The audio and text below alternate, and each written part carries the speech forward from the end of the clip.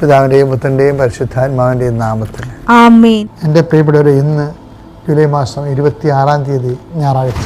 അമ്മേ പരിശുദ്ധ അമ്മേ, അമ്മേ പരിശുദ്ധമേ, ദൈവമാതാവേ, കൃപാസനത്തിലൂടെ ഞങ്ങൾക്കും ഞങ്ങളുടെ ദേശത്തിനും അമ്മ മധ്യസ്ഥം തേടി തന്ന എല്ലാ അനുഗ്രഹങ്ങൾക്കും കൃപകൾക്കും ഞങ്ങളിപ്പോൾ ഹൃദയം നിറഞ്ഞ നന്ദി പറയുന്നു.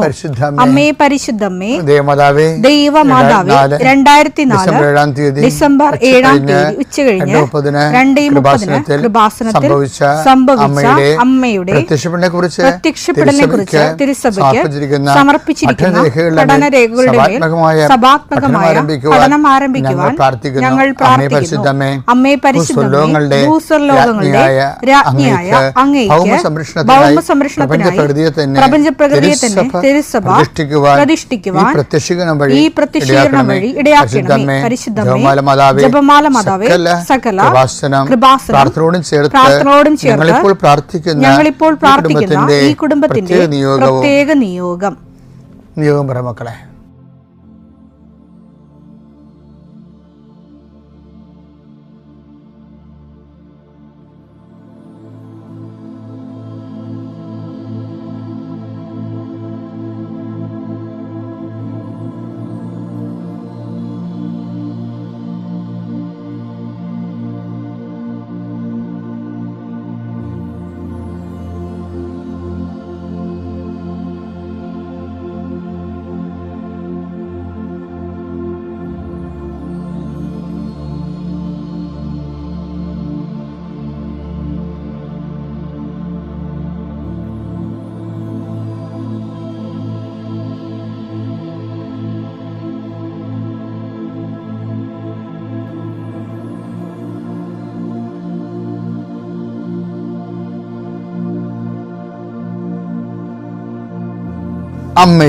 അമ്മയുടെ പ്രത്യക്ഷീകരണത്തിന്റെ ഈ അനുഗ്രഹവേളയിൽ ഞങ്ങൾക്ക് സാധിച്ചു തരുവാൻ കനിയണമേ.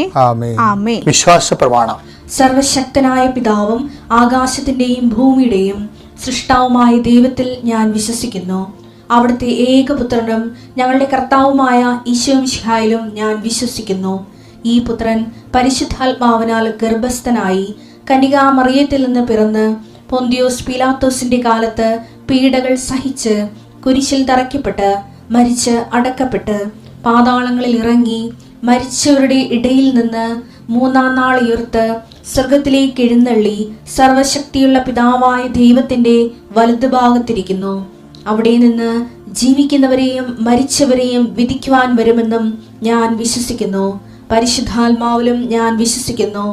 വിശുദ്ധ കത്തോലിക്കാ സഭയിലും പുണ്യവാന്മാരുടെ ഐക്യത്തിലും പാപങ്ങളുടെ മോചനത്തിലും ശരീരത്തിന്റെ ഉയർപ്പിലും നിത്യമായ ജീവിതത്തിലും ഞാൻ വിശ്വസിക്കുന്നു. ആമേൻ. സുഖസ്ഥനായ ഞങ്ങളുടെ പിതാവേ, അങ്ങയുടെ നാമം പൂജിതമാകണമേ. അങ്ങയുടെ രാജ്യം വരണമേ. അങ്ങയുടെ തിരുമനസ് സ്വർഗത്തിലെ പോലെ ഭൂമിയിലും ആകണമേ. അന്നു വേണ്ടുന്ന ആഹാരം ഇന്ന് ഞങ്ങൾക്ക് തരണമേ. ഞങ്ങളോട് തെറ്റ് ചെയ്യുന്നവരോട് ഞങ്ങൾ ക്ഷമിക്കുന്നത് പോലെ ഞങ്ങളുടെ തെറ്റുകൾ ഞങ്ങളോടും ക്ഷമിക്കണമേ. ഞങ്ങളെ പ്രലോഭനത്തിൽ ഉൾപ്പെടുത്തരുതേ, തിന്മയിൽ ഞങ്ങൾ രക്ഷിക്കണമേ. ആമേൻ. നന്മ നിറഞ്ഞ മറിയമേ, സ്വസ്തി. കർത്താവ് അങ്ങയുടെ കൂടെ സ്ത്രീകളിൽ അങ്ങ് അനുഗ്രഹിക്കപ്പെട്ടവളാകുന്നു. അങ്ങയുടെ ഉദരത്തിൻ ഫലമായി ഈശോ അനുഗ്രഹിക്കപ്പെട്ടവനാകുന്നു. പരിശുദ്ധ മറിയമേ, തമ്പുരാന്റെ അമ്മേ, പാപികളായ ഞങ്ങൾക്ക് വേണ്ടി ഇപ്പോഴും ഞങ്ങളുടെ മരണസമയത്തും തമ്പുരാനോട് അപേക്ഷിക്കണമേ. ആമേൻ. കർത്താവിന്റെ ഉന്നതമായ നാമത്തിന് സ്വസ്ഥം ചെയ്യും. കർത്താവിന്റെ വിശുദ്ധ പൗരോഹിത്യത്തെ മഹത്വപ്പെടുത്തണമേ. കർത്താവ് സഭയിലുള്ള സാന്നിധ്യം പ്രകടമാക്കണമേ. 40 വർഷം ഞാൻ അർപ്പിച്ച കൃപാന്റെ യുഗതിയാൽ കൃപാസ്ഥാനത്താറെ ജീവനോടെ പ്രത്യക്ഷപ്പെട്ട മാതാവിന്റെ മധ്യസ്ഥത്താൽ ഞാൻ മക്കളെ ഈശോ നാമത്തെ ആശീർവദിക്കുന്നു. കർത്താവെ, ജോലിയില്ലാത്തവര്, വീടില്ലാത്തവര്, ജീവിതത്തിൽ കലഹങ്ങളും പിന്നതുകൊണ്ട് പിരിഞ്ഞു താമസിക്കുന്ന ജീവിത പങ്കാളികളെ, കുഞ്ഞുങ്ങളുടെ തെറ്റായ അവസ്ഥകൾ കണ്ട് വിഷമിക്കുന്ന മാതാപിതാക്കന്മാരെ, ശാരീരികമായ രോഗങ്ങളെ അവസരപ്പെടുന്നതും രോഗം ആകുന്നതിന് സമയമെടുക്കുന്നില്ലെന്ന് ഓർത്ത് ഉത്കണ്ഠപ്പെടുന്നവരെയും സമർപ്പിച്ച് പ്രാർത്ഥിക്കുന്നു. ഇന്ന് യാത്ര ചെയ്യുന്നവരെ, ഇന്നത്തെ യാത്രയ്ക്ക് വേണ്ടി വിവിധമായ ഒരുക്കിയിരിക്കുന്ന ലക്ഷ്യങ്ങൾ, കണ്ടുമുട്ടുന്ന വ്യക്തികൾ, സംസാരിക്കുന്ന സംഭാഷണങ്ങൾ, എഴുതുന്ന രേഖകൾ, ഒപ്പിടുന്ന ഡോക്യുമെൻറ്റുകൾ, പങ്കെടുക്കുന്ന ഇൻ്റർവ്യൂകൾ, സെൻഡ് ചെയ്യുന്ന മെസ്സേജുകൾ എല്ലാം കർത്താവിൻ്റെ കൃപയാൽ നിറയപ്പെടാനും നീ ഇന്ന് തിരികെ എത്തുന്ന സമയത്ത് കർത്താവിൻ്റെ കൃപ നിന്നെ നിറഞ്ഞു നിന്നുകൊണ്ട് സന്തോഷം വന്ന് ഉറങ്ങുവാനും ഇന്നത്തെ ദിവസം മുൻനിർത്തി നീ കണ്ടുമുട്ടുന്ന ഓരോ നിമിഷങ്ങളെയും, നിൻ്റെ ഓരോ സമയങ്ങളെയും, സന്ദർഭങ്ങളെയും എല്ലാം സംരംഭങ്ങളെയും പരിശുദ്ധമ്മ ദൈവമാതാവിൻ്റെ മധ്യസ്ഥത്തിൽ രാത്രിയും തിരിച്ചെത്തുന്നവരെ കർത്താവിൻ്റെ നാമത്തിൽ മാതാവിൻ്റെ മധ്യസ്ഥതയും ഞാൻ നിൻ്റെ ജീവിതത്തെയും നിൻ്റെ കുടുംബത്തെയും ഈശോ നാമത്തെ ആശീർവദിക്കുന്നു. എൻ്റെ പ്രിയപ്പെട്ടവരെ, പണ്ടേ 90കളിലെ ഞാൻ കടലോര കൃപാവരം കടലിൽ നടത്തുന്ന കാലത്ത് ശക്തിധരൻ എന്ന് പറഞ്ഞ എനിക്കൊരു ഫ്രണ്ട് ഉണ്ടായിരുന്നു. അദ്ദേഹം അന്നത്തെ മംഗളം പത്രത്തിൻ്റെ ആലപ്പുഴയുടെ ചീഫായിരുന്നു. അപ്പം അദ്ദേഹം ഇടയ്ക്കൊക്കെ ഞങ്ങളെ ഒരുമിച്ച് കൂടുകയും സംസാരിക്കുകയും ചെയ്യും. അപ്പോൾ ഒരു ദിവസം സംസാരിച്ചപ്പോഴേ സത്യദേവൻ പറഞ്ഞ് ഫാദറിനോട് സംസാരിക്കുമ്പോൾ ദൈവം ടാഞ്ചിബിളാണെന്ന് തോന്നുന്നത് പറഞ്ഞു. അപ്പോൾ ഞാൻ അന്ന് 90കളിലാണ്, 90ൻ്റെ ആദ്യ ഭാഗങ്ങൾ, 92, 91 കാലഘട്ടത്തിലാണ്. അതിനുശേഷം അദ്ദേഹം പോയി കഴിഞ്ഞിട്ട് ഞാൻ അതിനെക്കുറിച്ച് ചിന്തിക്കുകയായിരുന്നു. എന്താ കാര്യത്തിനാൽ അപ്പോൾ അദ്ദേഹം ദൈവത്തെ തേടുന്നൊരു മനുഷ്യനാണ്. അപ്പം അതുകൊണ്ട് അദ്ദേഹം എല്ലാവരോടും ഈ ദൈവികമായ കാര്യങ്ങൾ ചെയ്യുന്ന എല്ലാവരോടും അദ്ദേഹം സംസാരിക്കും. അപ്പോഴാണ് അദ്ദേഹം ഇങ്ങനെ ടാഞ്ചിബിൾ ആണെന്നുള്ള വാക്ക് പറയണത്. എന്ന് വെച്ച് കഴിഞ്ഞാൽ ദൈവം സ്പർശ്യമാണ്. അപ്പോഴെനിക്കൊരു കാര്യം മനസ്സിലായിരുന്നു, സാധാരണ മനുഷ്യരായാലും ശരി, എലൈറ്റഡ് ആയിട്ടുള്ള ആൾക്കാരായാലും ശരി, അന്വേഷിക്കുന്നത് ദൈവത്തെയാണ്. ദൈവത്തെ എന്ത് അന്വേഷിക്കണേ? അനന്തമായ അജ്ഞാനമായ ദീപ്തിപൂരത്ത് അരുളുന്ന ഒരു അബ്സ്ട്രാക്റ്റ് പ്യുവർ ആക്ട് എന്ന് പറയുന്ന അങ്ങനെയുള്ള ഒരു ദൈവത്തെ അല്ല അന്വേഷിക്കുന്നത്, ടാഞ്ചിബിളായിട്ടുള്ള ദൈവത്തെ അന്വേഷിക്കുന്നത്. ശരിക്കും പറഞ്ഞാൽ ഞാൻ ഇന്ന് നിങ്ങളോടൊക്കെ ലളിതമായിട്ട് സംസാരിക്കുന്നില്ല പല കാര്യങ്ങളും, ദൈവിക കാര്യങ്ങൾ, ആത്മീയ കാര്യങ്ങൾക്ക് വന്ന അബദ്ധങ്ങളെന്ന് പറയുന്നത് ആത്മീയം എല്ലാ മതങ്ങളിലും ആത്മീയം കുറച്ച് പേരുടെ പണ്ഡിതന്മാരുടെ കൈകളിലായിപ്പോയി. പരിചയ കാലഘട്ടങ്ങൾ അങ്ങനെ വന്നായിരുന്നു. ദൈവം എന്ത് ചെയ്യണമെന്ന് ഈ പരിചയർ തീരുമാനിക്കുന്ന അവസ്ഥ വന്നു. അതിൻ്റെ തിരിച്ചടി അങ്ങനെ വരണത്, ദൈവത്തോട് അടുക്കാൻ വേണ്ടി മനുഷ്യൻ ചെയ്യുന്നത് എന്ത് ശരിയാണ്, എന്ത് തെറ്റാണെന്ന് വേറൊരു ഭാഗം, അത് ഒരു മനുഷ്യരാണേ, അതായത് ഈ മനുഷ്യനോട് പറയാൻ തുടങ്ങി. അപ്പം കുറേ കൂട്ടം മനുഷ്യർ അവർ മറ്റു മനുഷ്യരെ കാണുമ്പോൾ അങ്ങനെയല്ല ദൈവത്തെ എടുക്കേണ്ടത്, ഇങ്ങനെയല്ല ചെയ്യേണ്ടതെന്നൊക്കെ പറഞ്ഞുകൊണ്ട് ദൈവത്തിനെ റിസർവ് ആക്കി കളഞ്ഞു. ഇത് ഇന്ത്യയിലും ഇതിൻ്റെ ഒരു വലിയ ഒരു സംഭവമുണ്ട്. അതായത് ഇതെല്ലാം ഇപ്പം നമ്മൾ തന്നെ അറിയത്തില്ല, ഇപ്പം ദൈവത്തിനെ അനുഭവിക്കുന്നതിന് വേണ്ടി അവർ ആത്മീയത സങ്കീർണമാക്കി കളയും. ആത്മീയ സങ്കീർണമാക്കുമ്പോൾ എന്ത് പറ്റുമെന്നറിയാം? ഗുരുക്കൾ മസ്റ്റാവും. ശിഷ്യന്മാർ അടിമകളാകും.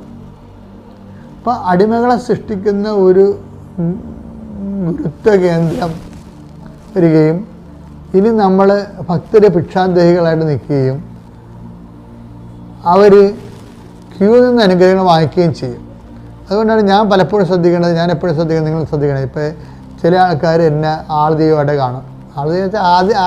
അറിവില്ലാത്തവർ, ചില ആൾക്കാർ അച്ഛൻ്റെ തന്നെ അനുഗ്രഹം മുഴുവൻ ഇരിക്കണമെന്ന് വിചാരിച്ചുകൊണ്ട് അച്ഛനെ കാണണമെന്ന് നടക്കും. അപ്പോൾ ഇത് അച്ഛൻ അറിയാതെ ഒരു വിഗ്രഹമായിട്ട് മാറുകയാണ്. അങ്ങനെ കൃപാസനത്തിൽ എന്താ ചെയ്തിരിക്കുന്നത് വെച്ച് കഴിഞ്ഞാൽ, കൃപാസനത്തിൽ ഈ ഉടമ്പടി എടുത്തതിന് ശേഷം ദൈവത്തിൻ്റെ മാർഗങ്ങൾ സത്യസന്ധമായിട്ട് ഉടമ്പടി എടുക്കുന്ന അച്ഛനെ കാണുന്ന മുമ്പ് തന്നെ ദൈവത്തെ കണ്ടു കഴിഞ്ഞിരിക്കും. ഇനി ദൈവത്തെ കണ്ടു കഴിഞ്ഞവർ പിന്നെ അച്ഛനെ കാണത്തില്ല.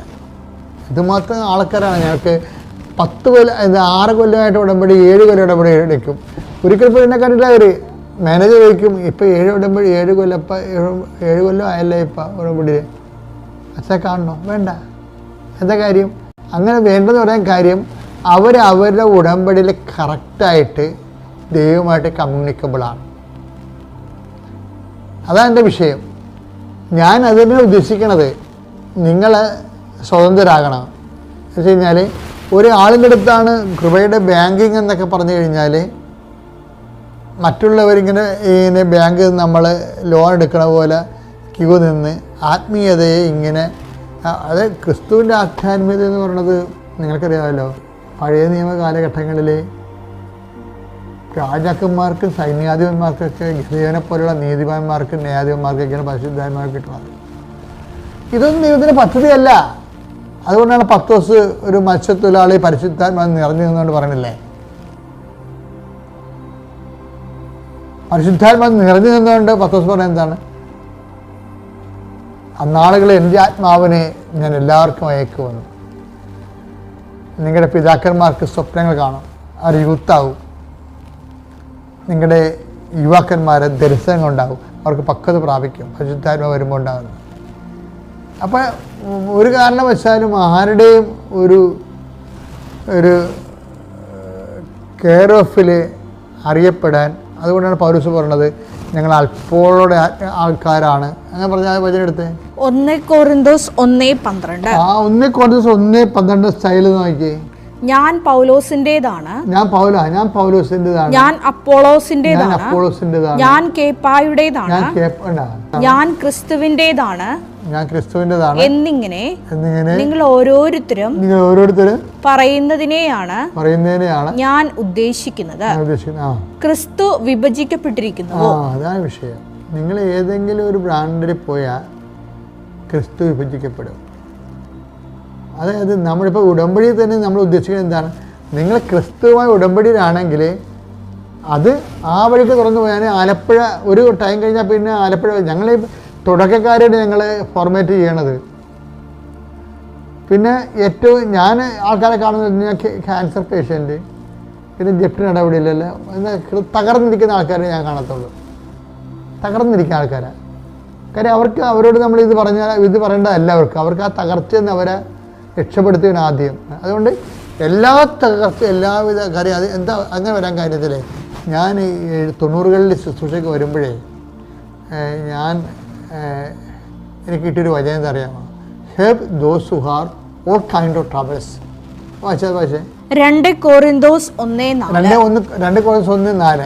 ദൈവം ഞങ്ങൾക്ക് നൽകുന്ന സാന്ത്വനത്താൽ ഓരോ തരത്തിലുള്ള വ്യതകൾ അനുഭവിക്കുന്നവരെ ആശ്വസിപ്പിക്കാൻ ഞങ്ങൾ ശക്തരാകേണ്ടതിനും ഞങ്ങൾ ദൈവത്തിൽ നിന്ന് അനുഭവിക്കുന്ന അതേ ആശ്വാസം തന്നെ അവരും അനുഭവിക്കേണ്ടതിനും അവിടുന്ന് ഞങ്ങളെ എല്ലാ ക്ലേശങ്ങളിലും സമാശ്വസിപ്പിക്കുന്നു.